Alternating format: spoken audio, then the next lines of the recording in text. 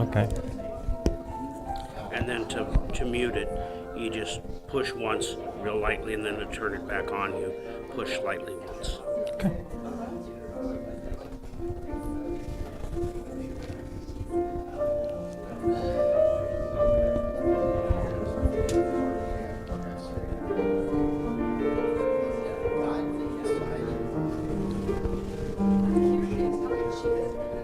When I announce, or when I, yeah. Could you light the chalice? I think so.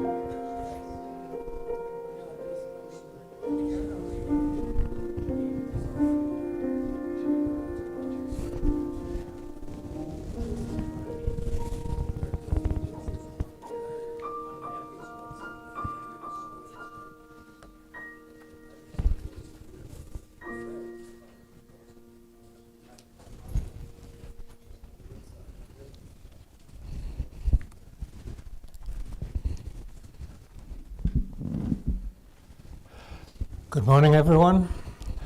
My name's Peter Holland. I'm coordinating the service today, and we're fortunate and also a little unfortunate that today we're fortunate that so many people will be participating in the service, and we're reviewing the people who have died.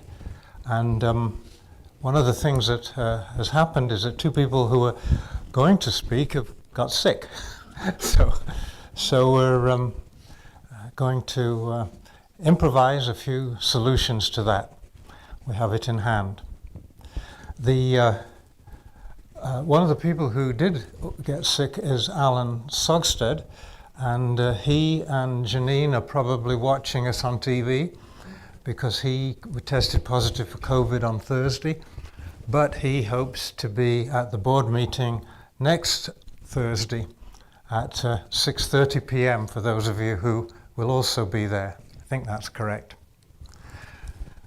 I haven't got any other announcements, but if there are any, come forward. Kevin. And Eric has an announcement, I think. Good morning, Kevin Kolb. Just a quick announcement. The communications team is going to meet very briefly. I'm not sure if it'll be in the library or closer to coffee, which may be necessary. Communications team meeting right after the service today. If you're interested in things like Facebook, our broadcast on YouTube. We have some web savvy, have some writing savvy, Facebook, sound system, any of that stuff. Track us down and or let me know. Thank you.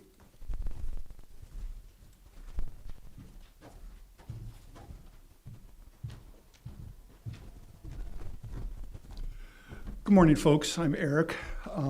In the order of service today, you'll find a sheet of paper, and this is for people who are curious about our UU history, where we came from, where we started from, how long ago it was, and also information on what it takes to be a member of this organization, how we function, how we work, or anything.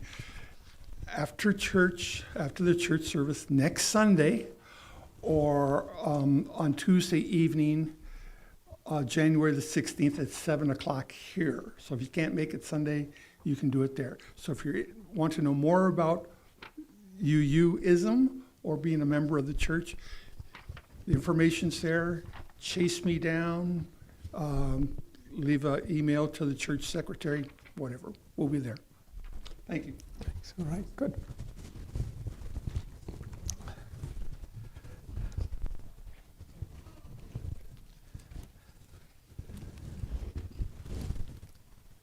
Also, by way of introduction, I want to welcome everybody here, specifically, whether you are joining us for the first time or you've been a member for a long time, whether you're here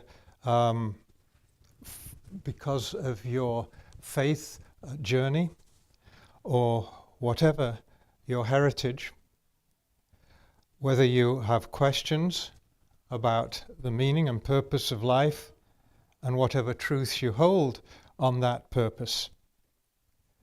And whoever you are, whoever you love, you're welcome. Sometimes we think of our principles that are contained in the order of service on the back page. And today's principle we're specifically looking at, because we are looking at memorials, is principle number 7, respect for the interdependent web of all existence of which we are a part. So keep that in mind.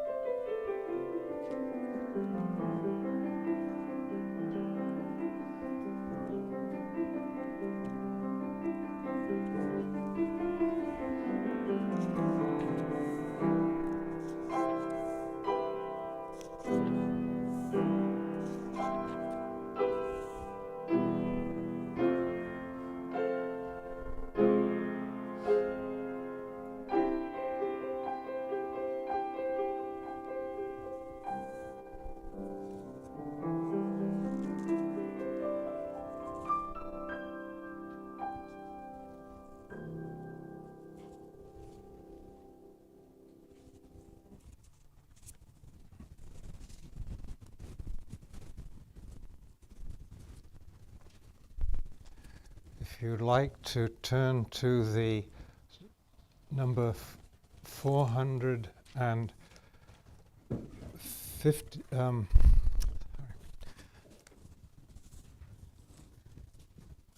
463. Wait a minute. Thought I knew what I was doing here. 451 is for our chalice lighting.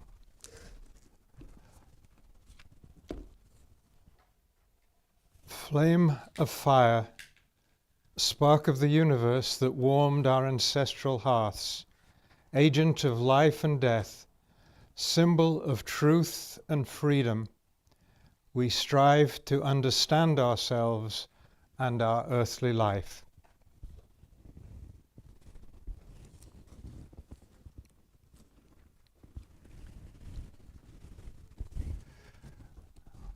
Our first song is number 324, and the music here is we're going to do it to another tune, which is a little town of Bethlehem, and this one used to be I heard the voice of Jesus say, "Come unto me and rest," right? That's the one that you would be following along with if you followed the music here.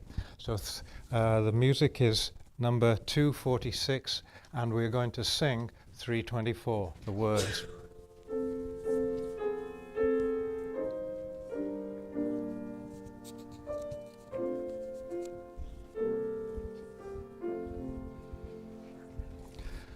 Where my free spirit onward leads, well, there shall be my way.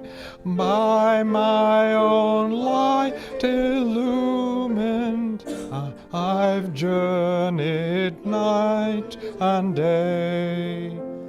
My age a time-worn cloak I wear, as once at youth. I celebrate life's mystery, I celebrate death's truth. My family is not confined, for mother, mate, and child, but it includes all creatures, be they tame or be they wild. My family upon this earth includes all living things, on land or in the ocean deep, or borne aloft on wings. The ever-spinning universe, where thou shalt be my home, I sing and spin within it, as through this life I roam. Eternity is hard to ken, and hard to still is this, a human life where truly seen is briefer than a kiss.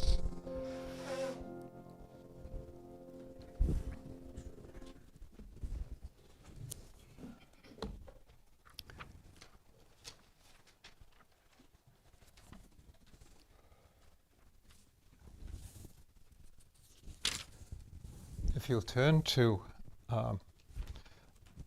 number 722 in your grey hymnals, there's a responsive reading, and by Stephen Spender, who was, I think, an English writer, probably in around the time of the First World War.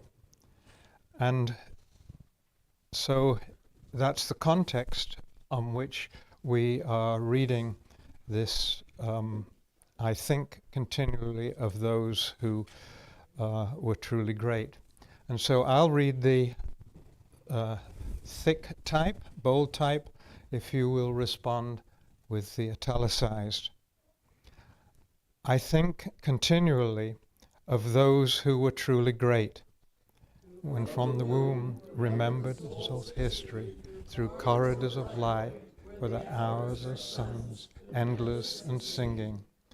Those lovely ambition was their lips, still touched with fire, should tell of the spirit clothed from head to foot in song.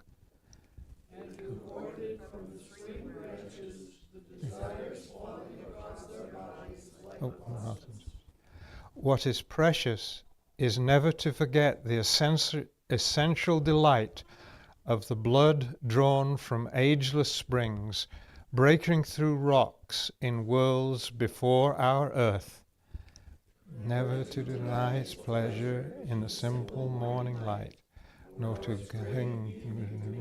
color, never to allow gradually the traffic to another with noise and fog, the flowering of the spirit. Near the snow, near the sun, in the highest fields, all the names of rest, and white cloud, and whispers of wind in the listening sky.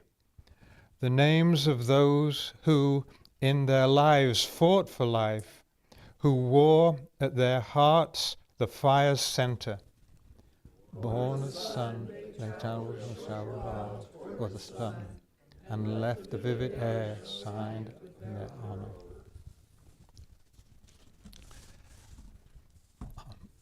Paul Thompson is leading the story for all ages, and so if anyone here feels like they are all ages, please feel free to come. Feeling particularly childlike. Yeah. Join me at the front, or Yeah. not, as the case may be. Yeah. Yeah. We have Have one. a sprout. Yeah. Good. Hello. Are you a kitten? Yeah. Are you a kitten? Yeah. Are you kidding me, right? Yeah. Meow. So this is a book called, am I on? Yes. When Someone Dies. And it's a book about how to talk about people who pass to younger persons. I remember when our children were little, this was difficult for me. We had pets who passed, and it was difficult for me to figure out how to deal with it. The first one, I pretended that the pet had gone to the pet cemetery. And the second one, we had a Viking funeral for the cat, and gave the cat several mice to accompany it to the cat Valhalla. So here, this book is When Someone Dies. When someone dies, you can't talk on the phone anymore, but you can remember what the two of you used to say. Nice pictures, huh? It's like you're away from each other on a long vacation, and you have to keep remembering that at this time, one of you won't come back.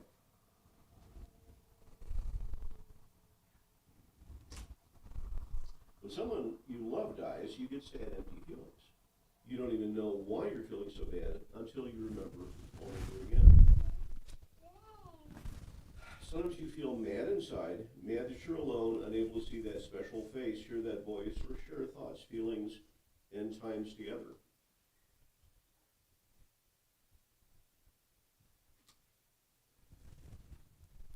If the person who died was very important to you, you get to worrying that other important people might leave too. And I've never heard of it happening that way, but it's hard not to think about it. Don't worry. So if you're a kid or a tall person, there are a few things you can do when someone dies that might help a bit. Find the person you love and trust and go ahead and cry. That might make you feel better. Something good happens when you cry with someone together that you love. You will feel better, even if it doesn't seem like it at the time. Sometimes it helps to write a letter.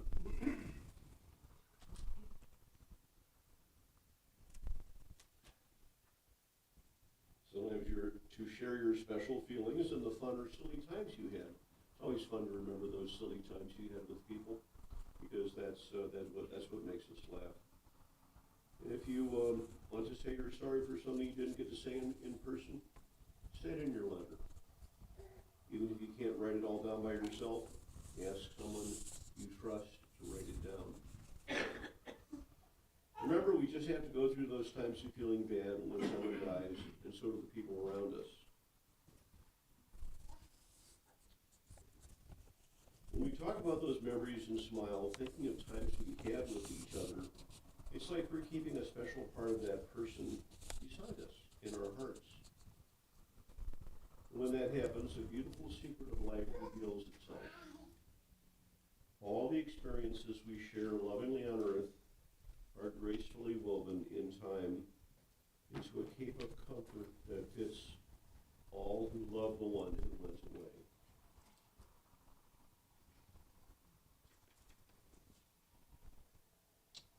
Thank you. Thank you for listening to my story. It's good that you were so attentive and thoughtful.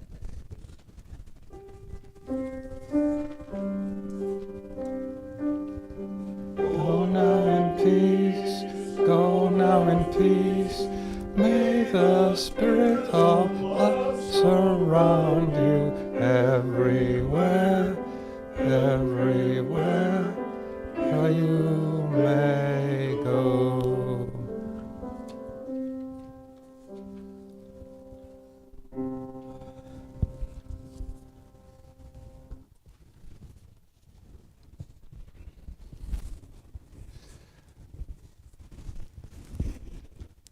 Looking around, I see mostly familiar faces, and so the opportunity to share joys and concerns probably doesn't really need much of an introduction.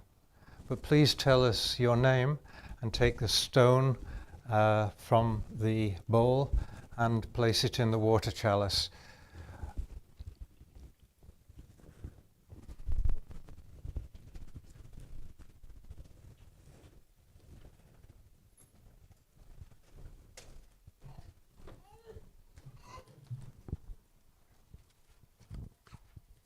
Hi, I'm Liz, and I'm here today with my sister and my father. And yesterday was his 92nd birthday. Hey. Happy birthday. We can sing if Carol wants to introduce us to. Are you good with that, Carol? Birthday to you. What's his happy birthday to you? Happy birthday, dear Dan. Happy birthday to you.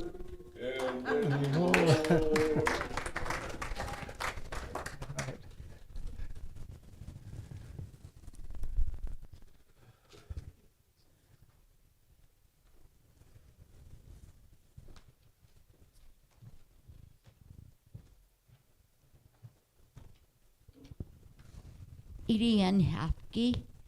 I'm wanting to wish, I want to wish for somebody back in Brandon that to tell God hi for him. So that's one of them. And I'm thinking and praying for all the loved ones that I have that I'm thinking about right now. And I'm especially thinking about Jennifer as she's about to undergo a procedure later on, but she's not been able to do that yet, but she will. And so I'll be thinking about her and all that good stuff. And I'm thinking about every one of you too, and hope that this winter's gonna behave.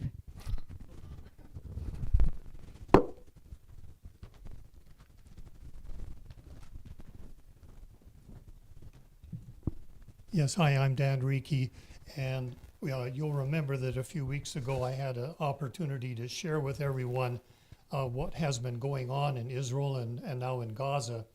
Next week I'll be at Iowa Lakes UU Church.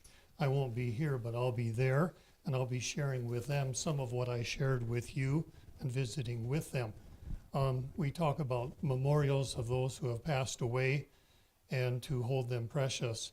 I think about what's going on over there in that part of the world, and how do we craft that all people are precious, the children, those who are swept up in this terrible situation.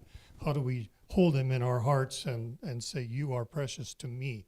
And I just hope that we can carry that spirit with everybody here and everybody there somehow, to come to that spirit that says life is precious, and to try to preserve it. But anyway, appreciate your concerns for me as I go and share hopefully a message of hope for people as we discuss these difficult things. Thank you.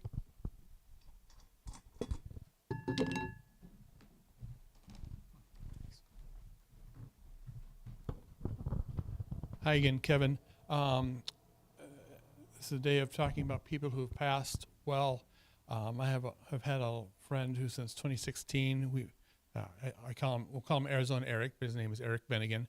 And since 2016 or so, we've been in communication digitally or on the phone almost every single day. His health he had started getting more health problems, and in late October, he sent a group message saying that he needed to let go. He was suffering too much, but I have never heard verification. I search the internet every day, looking for an obituary or death notice. I believe he has left us, but I have not had verification, so I've not been able to close on that, and that makes it hard sometimes. But anyway, he was a wonderful person. The world needed him a lot longer.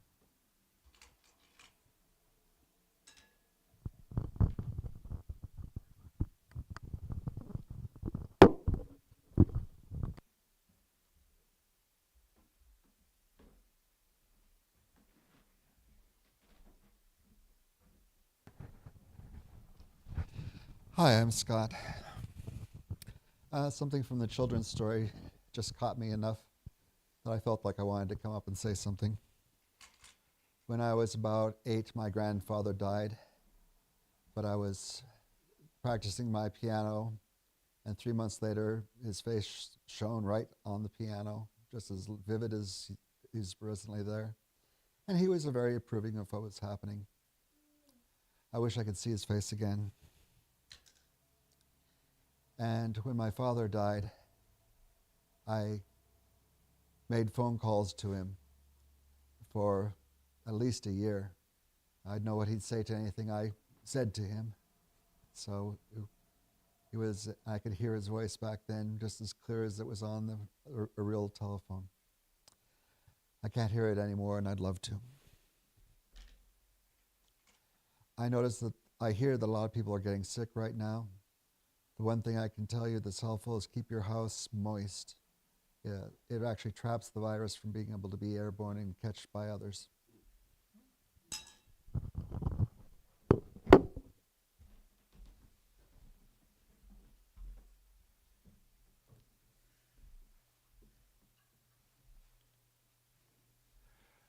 Let us take a few moments for reflection.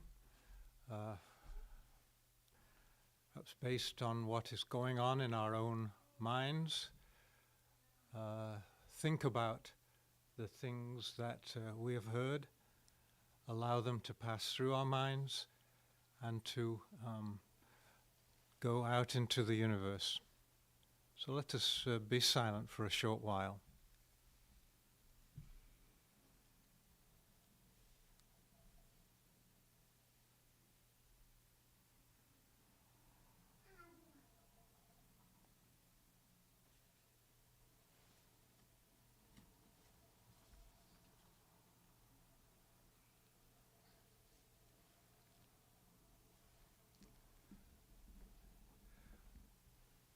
Thank you. We'll turn now to another reading which is number 696, and it's a short reading, so let's read it together. 600. Somebody who will be familiar as a name, Mary Oliver. And so let us read and reflect on her thoughts. To live in the world, you must be able to do three things: to love what is mortal, to hold it against your bones, knowing your own life depends on it, and when the time comes, let it go, to let it go.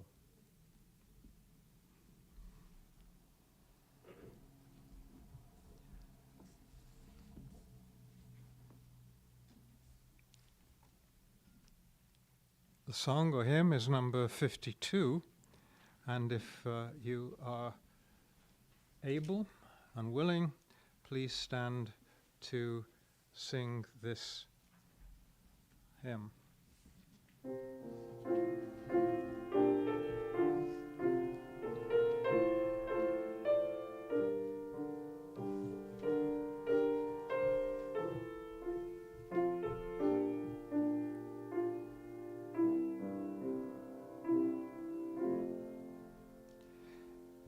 In sweet fields of autumn, the corn grain is falling, the white clouds drift lonely, the wild swan is calling. Alas for the daisies, the tall lawn and grass, when windswept and rainfall, till lowlands and passes. The snows of December shall fill windy hollow, the bleak rain trails after, and March wind shall follow. The deer through the valleys leave prints on their going, and diamonds of sleet mark the ridges of snowing. The stillness of death shall stoop over the water, the plover sweeps low where the midstream doth falter, but deep in the earth clot the black sea is living, when spring sounds her bugles for musing and giving.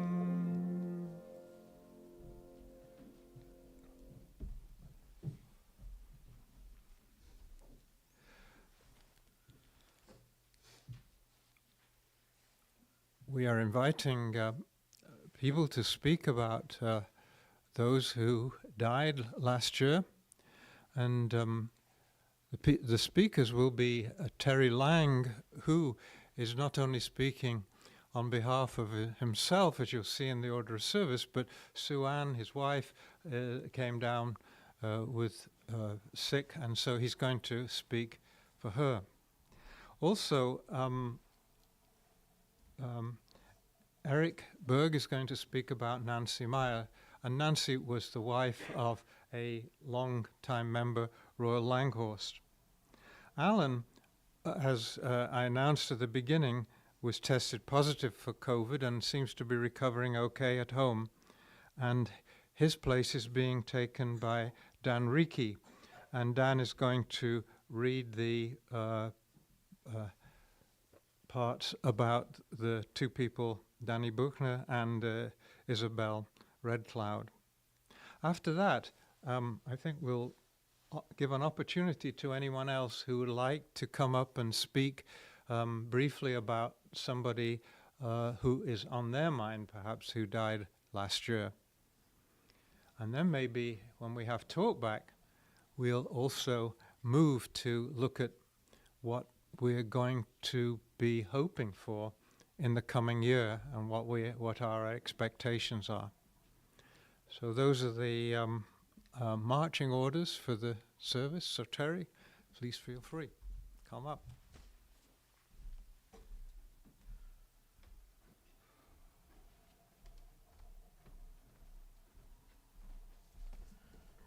Good morning. I want to thank all of you for being very patient with me while I do this. I had planned on talking about Henry Kissinger and Tommy Smothers, and when Susie took sick this morning, I picked up Sandra Day O'Connor. I will do the first two, take a minute to kind of regroup, and somebody else can speak for a bit, and then I'll do Sandra Day O'Connor. Heinz Alfred Kissinger was born in Bavaria, Germany in 1923. And his father was a school teacher, his mother a homemaker, and they were Jewish. And he lived there until 1933, about 10 years, when Hitler became Chancellor of Germany, and the anti-Semitic nature of the political caste took advance of the family, and they decided they would flee in 1938. And they fled to London and then on to New York, and he was schooled in New York and was really a very successful student. He became a nationally known and internationally known expert on nuclear weapons and foreign policy. He did serve during WW2 with the American service, with the American armies, as an intelligence officer. And his entrance into that was the fact that he was a native German speaker, and he understood exactly what the Germans were talking about, and the orders that came through were translated by him. And so he was very instrumental in the Second World War and the outcome of that Second World War. He did go ahead and serve both Presidents Nixon and Ford as Secretary of State. And as Secretary of State, generally he is considered to have been a moderately successful Secretary of State. The thing that he is always remembered for is ending the Vietnam War in 1973. And he instituted what is known as shuttle diplomacy. And we now see Secretary Blinken doing the same sort of thing, shuttling from one capital to another, talking to people and trying to get them to come to some accord. He did win the Nobel Peace Prize for that shuttle diplomacy and the outcome in ending the American involvement in the Vietnam War. He did practice what he called realpolitik, which was not so much of an idealistic level of politic, but it was rather a matter of accepting where people were and trying to get them to come together from where they were to some new place. He was involved in a number of controversial policies and actions, including the bombing of Cambodia, the Bangladeshi genocide, the East Timor rebellion, and so on. His overall support for regimes that are dictatorial in policy and action is often cited as a negative to his time as Secretary of State. After leaving the government when the Republican presidency was serving, no longer were in power, he set up Kissinger and Associates and continued to wield more influence than perhaps was warranted as a member of that particular organization, and was often sought out for his comments on international politics and international strategies. Second person I was going to talk about was Thomas Boylan Smothers. I knew I was going to do that. He was born in 1937, and along with his younger brother Dick, formed what is known as the Smothers Brothers Act, which was a comedy and music act. Originally, the boys had started out to be folk singers, and they wanted to participate in the folk singing that went on in coffee houses and so on in the early 1960s. But Tommy believed he didn't play well enough to participate in that. And so as they performed, he would come on and introduce songs, and he would ad-lib what the song was. And it turned out that his ad-libs were really quite funny. And he then became the foil for Big Brother Dick, or for Little Brother Dick, who would turn at him and look at, "That's so stupid," and he'd give him this blank stare. And the blank stare became kind of Tommy's trademark, for want of a better way to phrase it.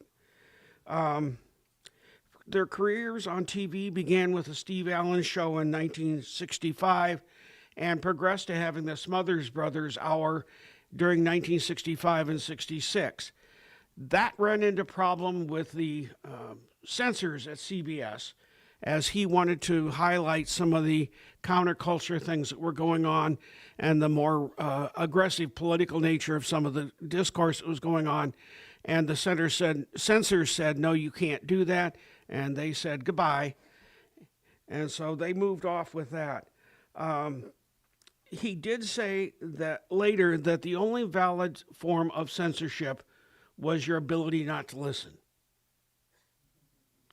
And I think that's true of many of the things that we're involved with now in terms of controversies. If you don't need an abortion, you don't need one. Don't do it.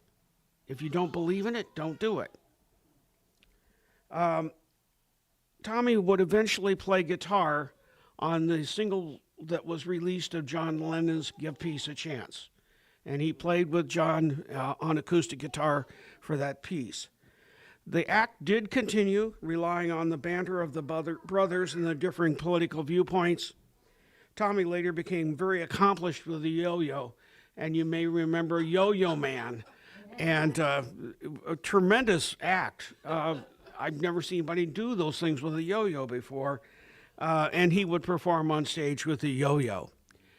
I was asked a little bit to comment on the comparison of the two gentlemen I'm talking about. Tommy obviously was quite liberal, and Henry Kissinger, I guess you would say, was quite conservative. However, they intersected on their opposition to the Vietnam War, with Tommy and his people protesting and commenting and finally dragging the United States out, which then Henry Kissinger implemented and was able to end the American involvement in Vietnam. So they took different streets to the same address.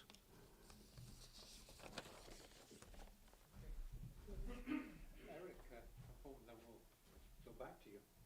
Well, I'll let Eric and then I'll take it. Hopefully it can.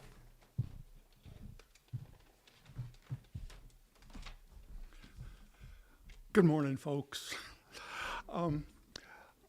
I've been asked to speak a little bit on Nancy Langhorst.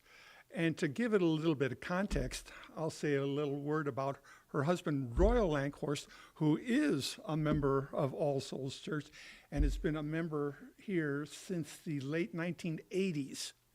You know, he's been around forever. He offered sage advice when we bought this building. He approved of the remodeling.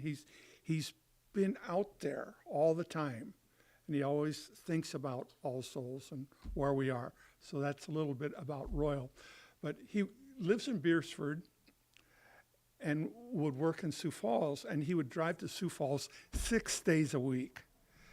Be damned if he's going to drive a seventh day to go to church. So that's why, you know, people really don't know him that well. But his wife passed on last year. Dr. Nancy Myers Langhorst died of pancreatic cancer October 1st, or April 1st, April Fool's Day, 2023. She is the wife of Royal Langhorst. They'd been married for 45 years. Royal and their daughter Isabel would attend All Souls frequently when Isabel was growing up and was in the RE program. Nancy was valedictorian of her class at Sturgis High School and earned her bachelor's, master's, and doctorate of education from USD in Vermilion, and eventually retired as a professor of education at USD after a 35-year teaching career. She took piano lessons from 1999 to 2021.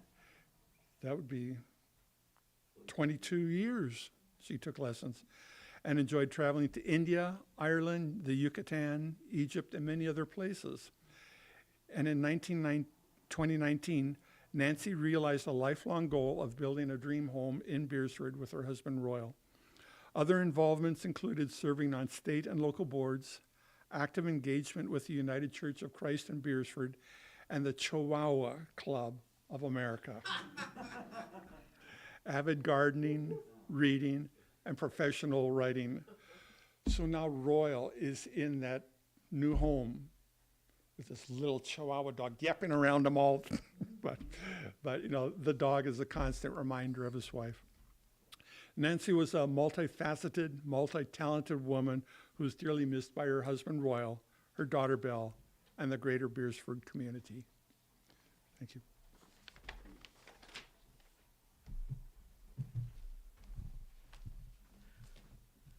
I am the poor substitute for Sue Ann. She had chosen to talk about Sandra Day O'Connor.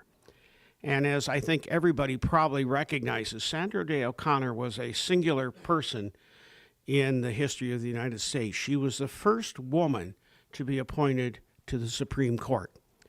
And I think in that stead, she was very aware of what that meant to the women's movement and was extremely careful not to place any jeopardy on the progress of the women's movement. And she worked extremely hard to become a voice of moderation and a voice of reason on the Supreme Court. Not always successfully, but worked very hard. And it is her legacy that has allowed 4 other women to join the 9-boy exclusive club of the Supreme Court. So if she had not been the individual that she is, or was, I beg your pardon, there would not have probably been other female members appointed to the court.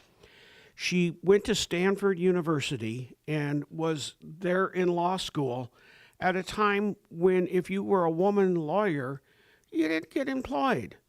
And it turned out that there were no offers for her, even though she graduated from the Stanford Law School and was an extremely successful individual. She had to hire herself out for free to the district attorney to have a job. Eventually, she rose in the ranks of the district attorney's office and became a prosecutor herself, and then was moved on to the politics and to the Supreme Court.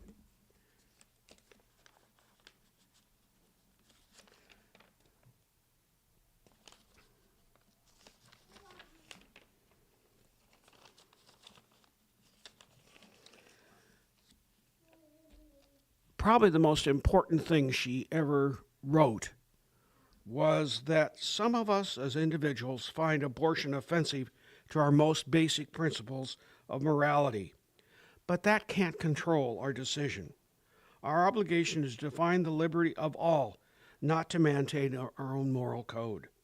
O'Connor said in June of 1992, when she announced the court's decision in Planned Parenthood versus Casey, "We affirm the constitutionality, protected liberty of women to decide to have an abortion before the fetus attains viability and to obtain it without undue interference from the body politic." Thank you.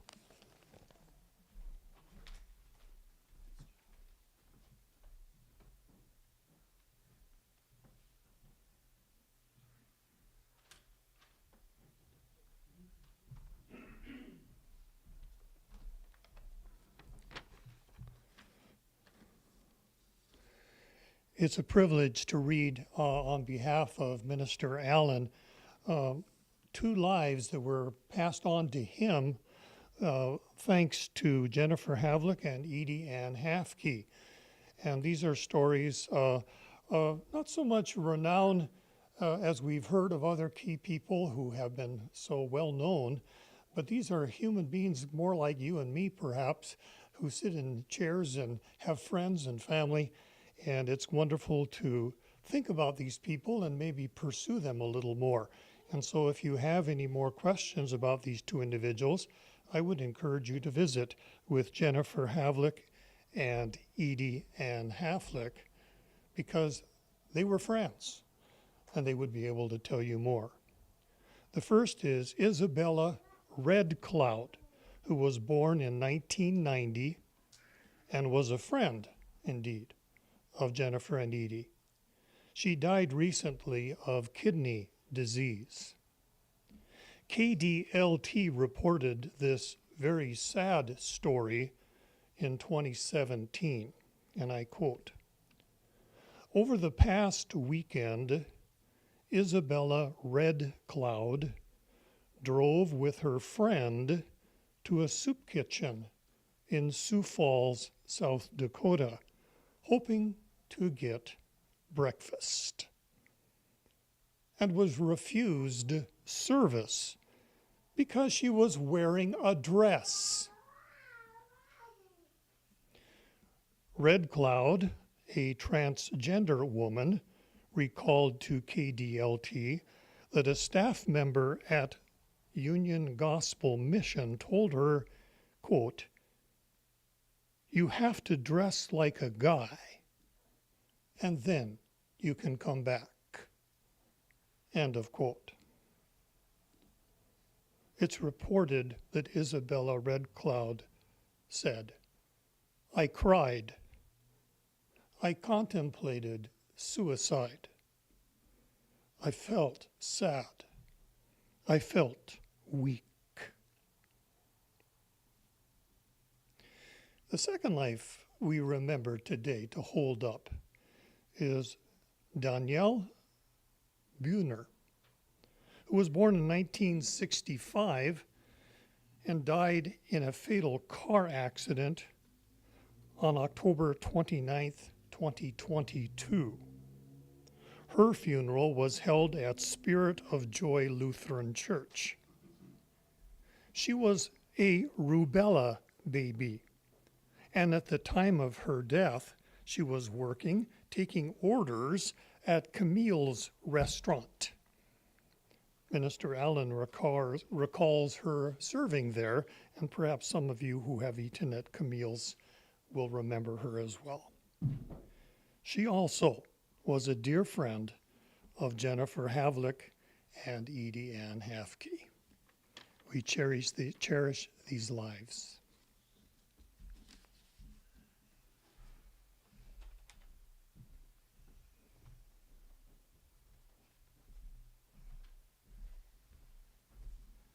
Thank you. And if you feel inclined and have been listening to these stories, it might have invoked some memory of yours. So if you have something you'd like to bring forward, please come forward now.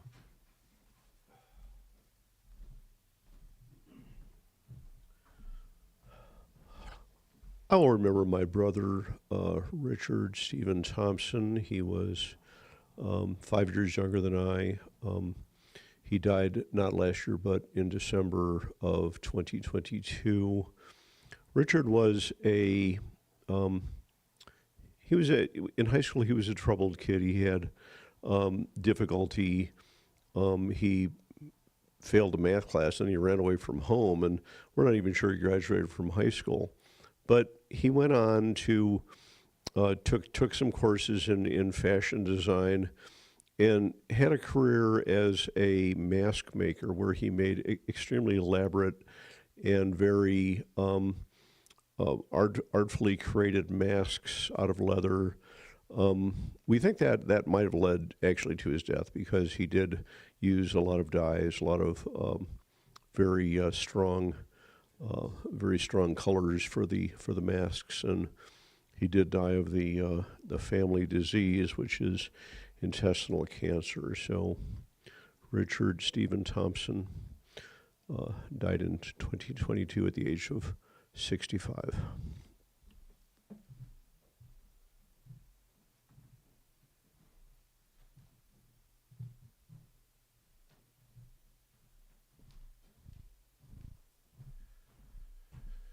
I'm going to mention again Reverend Michael Dowd. I'm not sure. I think he was kicked out of some church, but he was ordained in the United Church of Christ, I believe it was. He died October 7th of the past year at age 64 years old. He wrote 2 books. The early one was Earth Spirit, a handbook for nurturing and ecological Christianity. And so he did a lot of organizing in that regard with in the Christian community. He went on then to write the book, Thank God for Evolution, because he felt strongly that we needed to focus on a reality-based religion, okay? Here's how he described himself. He said he used 3 different phrases: a religious naturalist, an evidentiary mystic, or a sacred realist. And this was his creed: reality is my God.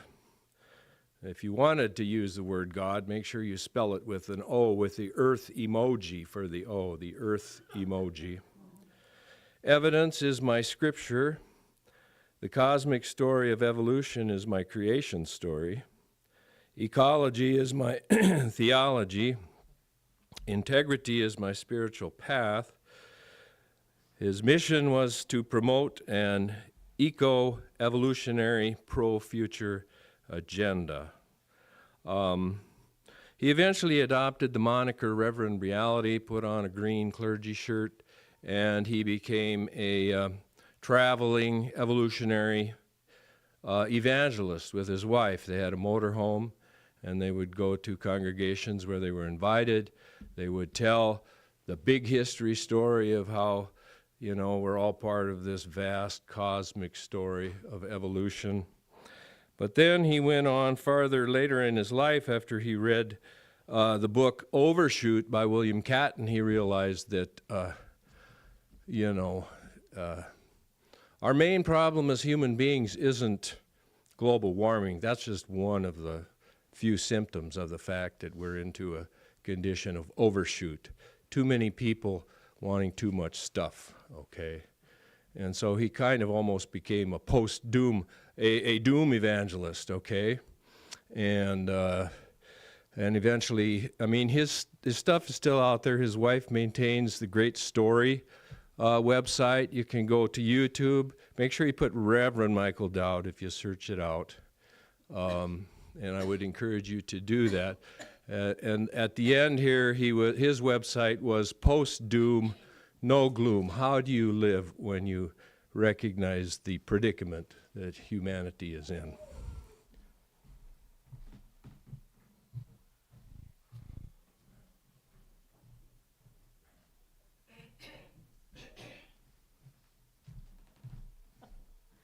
I have to pull this down, I think. I've been thinking a lot about 3 people who died this past year in 2023. These 3 people had more impact on my life than anybody else.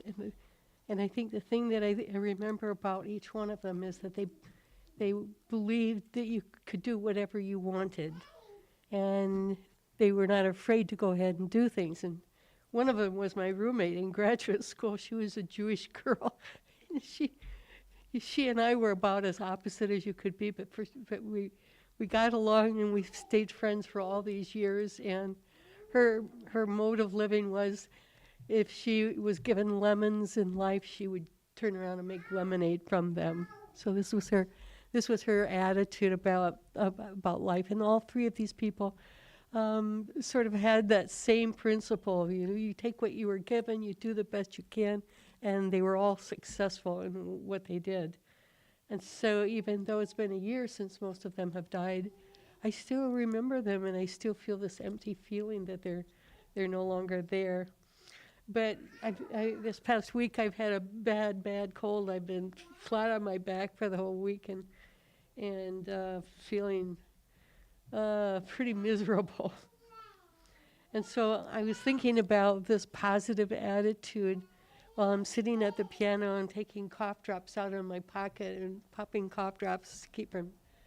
And I don't know if you ever noticed that on these little some of these little packages of cough drops, there's words of encouragement. I don't know if you've ever noticed that. And so this one that I have says, high five yourself. Give yourself a high five. Go for it, it says. Be unstoppable. And so I want to leave those words of encouragement with you from my little cough drop company.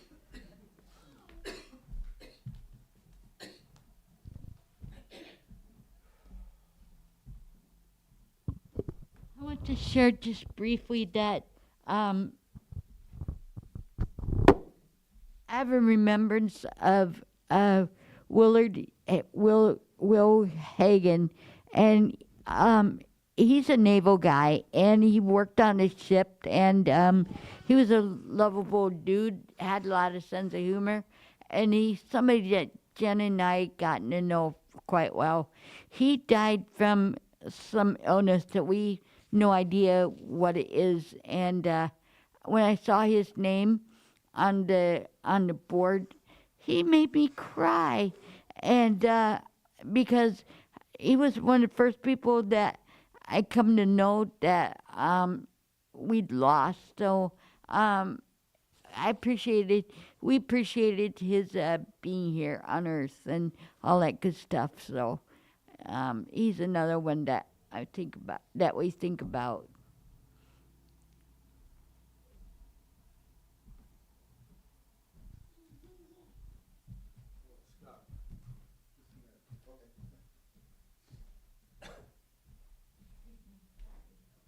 Okay, my name's Lauren. I've been coming here a while. The first time I'm in this position here, but it's just well because I got something to say about a person that died. In January of last year, my brother Wayne, he died, he passed away. He was a Vietnam veteran, and actually he lived his whole adult life in like institutions, group homes, whatever, and he just had, issues, and he was put on medication, and that was basically his life. But he was my brother, and I grew up with him. I ate around the same table with him when we were kids, and we worked on the farm because we grew up on a farm. So anyway, so I'm just giving a tribute to him, and I think I'd be a little bit remiss if I didn't get up and do this, even though it makes me a little uncomfortable. So.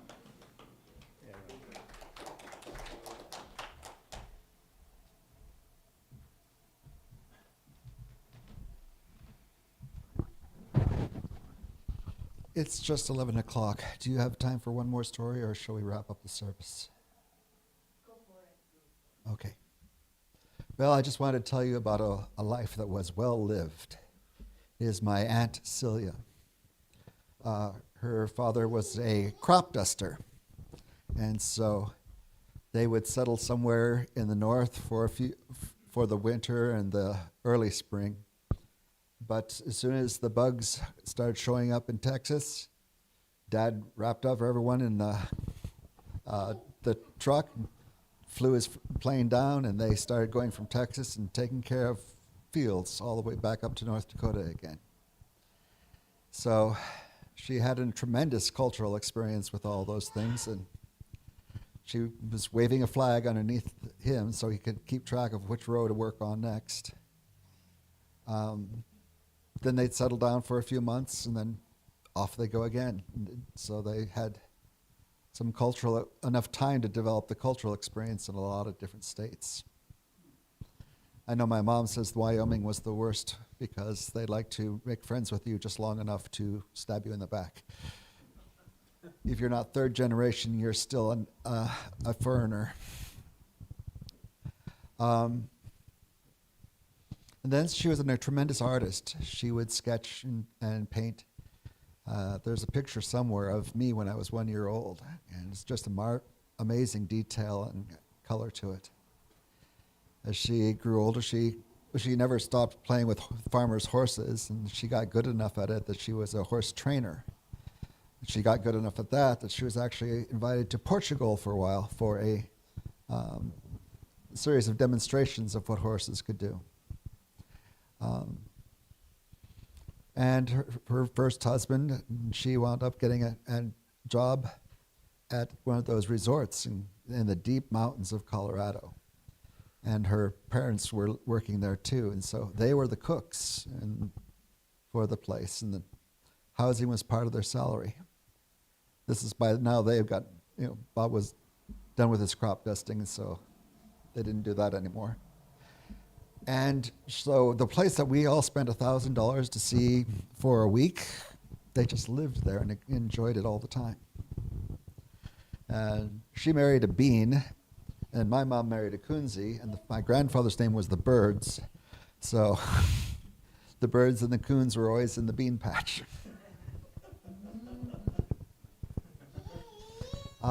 She then got involved in leather. And what else? She started building saddles and any kind of wear that you need for, what construction people need for their belts. She would tailor make them for them and make them pretty. And her first husband decided to try the drug experimental route, and she just wasn't into that, so they passed away apart. Then her second husband, the love languages, he wasn't very good at any of them, except for he was a real cowboy, and he was a welder, and he could do anything with metal. And so she started drawing pictures on this long, 40-foot long sheets of metal, and he would cut them out, and they would make them as arches for these great ranches that people had to drive under. They found a nice 12 acres, and they carried about 10 sheep and bees and dogs, and that's when she got into training dogs for herding. That's what the sheep were for, just to train the dogs. But it was a quiet place, and so she knew the simplicity well at that time too.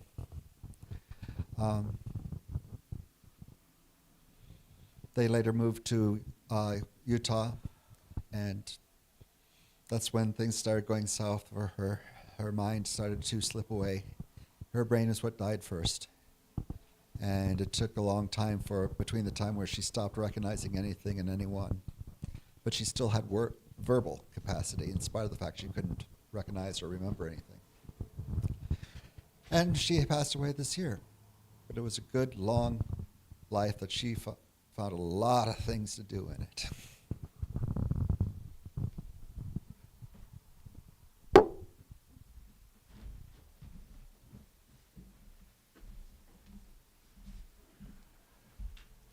Oh, how wonderful. Thank you, everyone, for sharing all those stories.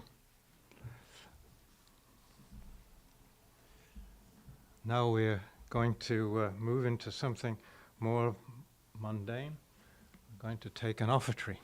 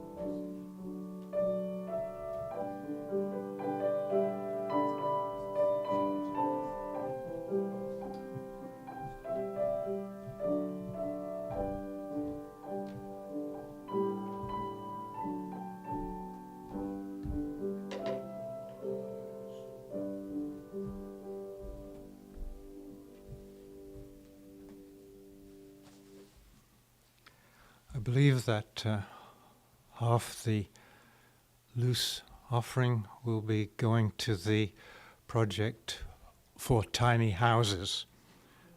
Are we changed that? What are we doing today?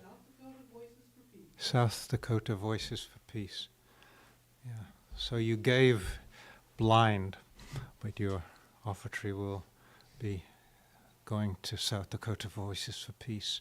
And let us say the words to receive the offertory. We give these gifts, we receive these gifts gratefully. As these gifts of our congregation, living on our planet, the world in just freedom, love, and strangers, love one another. And before we extinguish the chalice, let's sing our last song, number 105, I think, From Age to Age. Again, a different tune, and see how it goes.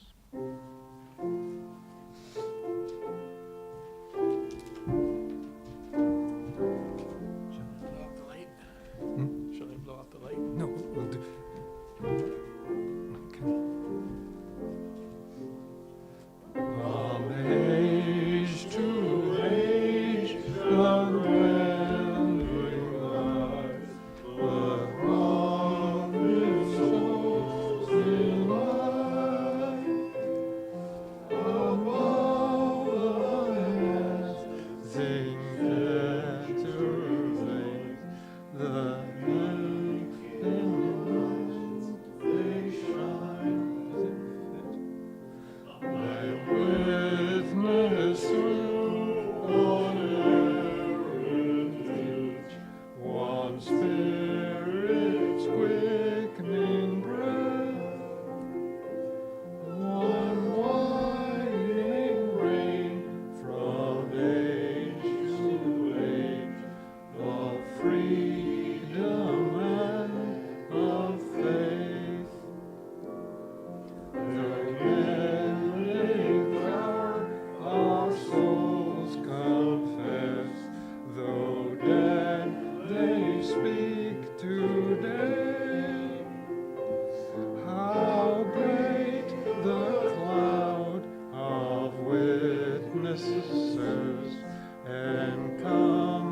encompassing our way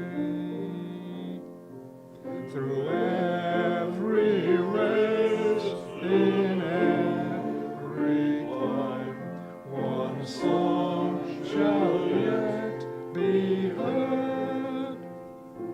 Move onward in thy cause sublime, O everlasting words. Let us say together the words that the chalice is extinguished, but the light goes with us out into the world.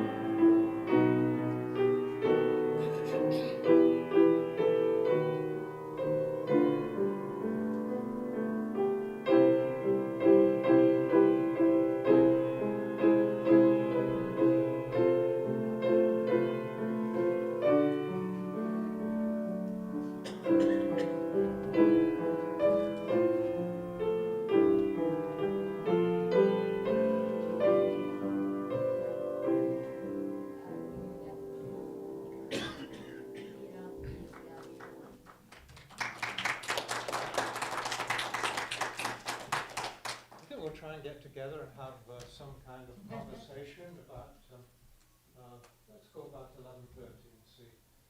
Have some coffee first, and then we'll come back and see if we want to move forward.